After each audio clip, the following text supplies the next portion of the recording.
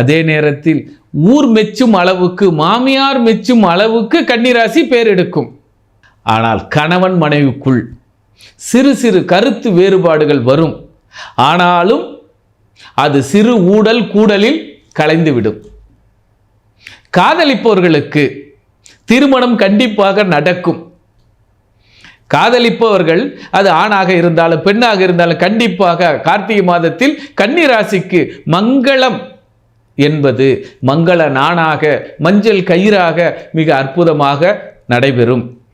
இவர்கள் இதனால் வரை சேமித்து ஒன்றுமே இல்லை என்று சொல்லிக்கொண்டு வந்தவர்களிடம் இப்பொழுது எடுப்பார்கள் பணத்தை, இப்போர்கள் எடுப்பார்கள் தங்கத்தை, இப்போர்கள் எடுத்திருப்பார்கள் ரெக்கரிங் டெபாசிட்.